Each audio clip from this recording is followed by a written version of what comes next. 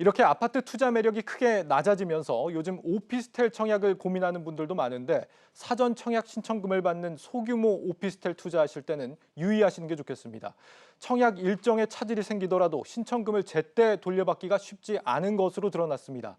상황이 더 나빠지기 전에 제도 보완이 필요해 보입니다. 김원규 기자가 단독 보도합니다. 남양주시 다산동에서 분양에 나선 D오피스텔. A씨는 신청금 100만 원과 함께 사전 청약 의향서를 제출했습니다. 당첨 가능성이 높아진다는 시행사 측의 설명에 따른 겁니다. 그런데 10월 실시한다는 청약 시기가 차일피일 미뤄지면서 A씨 속은 타들어갔습니다. 급기야 A씨는 신청금 환불을 요청했습니다. 사전 의향서를 쓰고 청약금을 내야지만 청약에 참여할 수 있다고 했거든요. 근데 지금까지도 분양을 안 하는 거예요. 그래서 청약금 환불해달라고 민원을 엄청 넣었는데 이제 그제서야 환불에 필요한 서류를 안내해주고 또 이제 그대로 제출을 했더니 또 며칠 걸려서 주더라고요.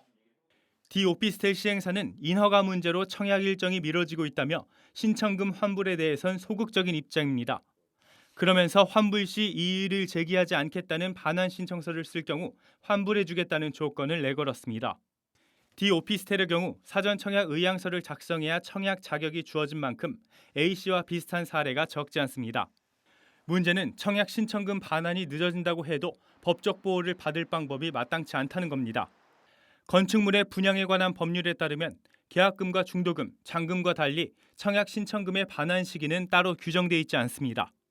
청약 신청금이라고 하는 경우에는 이제 이행기라고 해서 언제까지 되돌려줘야 된다라는 규정이 없어요. 그래서 시행사 입장에서는 소액 소송이라도 들어온 시점이 아니고서는 굳이 미리 반환을 해줘야 될 의무라는 건 없는 거죠. 분양 신청금의 단계에서도 명확하게 규정할 필요가 있어 보입니다.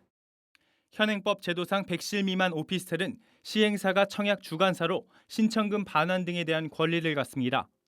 다시 말해 사전 청약자가 신청금 반환 지연에 따른 피해를 감당해야 한다는 얘기입니다.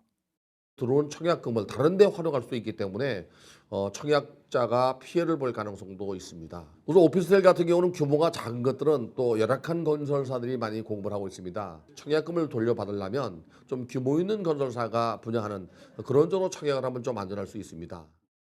최근 100실 미만 오피스텔은 전매 제한이 없어 높은 청약 경쟁률로 이어지고 있습니다. 다만 사전 청약의 경우 법 테두리 밖에 있어 투자자들의 세심한 주의가 필요해 보입니다. 한국경제TV 김원규입니다.